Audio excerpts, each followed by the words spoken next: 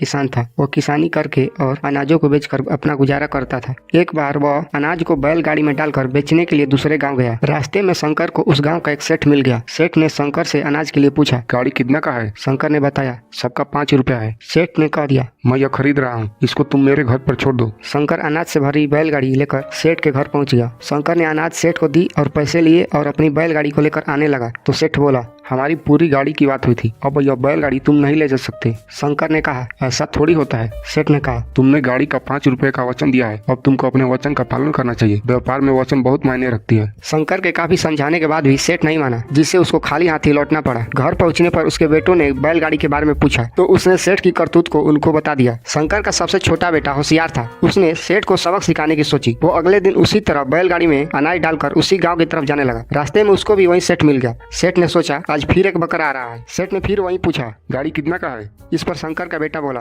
केवल 2 मुट्ठी सेठ। सेठ सोचा, यह तो कल वाले से भी मूर्ख है, मैं 2 रुपए इसको दे दूंगा। उसने अनाज को घर पर छोड़ने के लिए बोला। वो बैलगाड़ी को लेकर सेठ के घर पहुंच गया। घर पहुंचने के बाद उसने सारी अनाज सेठ को दे दी। सेठ अंदर से अपने दोनों हाथों में 2 रुपए दबा कर ले आया। उसने शंकर के बेटे को बोला, ये लो 2 रुपए। शंकर के बेटे ने चाकू निकाला और बोला, मैंने 2 मुट्ठी रुपए नहीं मांगे, मुझे तुम्हारी हाथ की मुठिया चाहिए। और वो उनको काटने के लिए आगे बढ़ा। इस पर सेठ ने मना किया। बेटा बोला, तुमने वचन दिया है और व्यापार में वचन बहुत मायने रखती है। उसने सेठ को सारी बात बताई, किस तरह उसने शंकर को ठगा था। इस पर सेठ ने शंकर के बेटे से हाथ जोड़कर माफी मांगी और पहले की बैलगाड़ी और अनाज का उचित मूल्य दिया। इस तरह शंकर के बेटे ने अपनी होशियारी की वजह से अपने परिवार को ठगी से बचा लिया।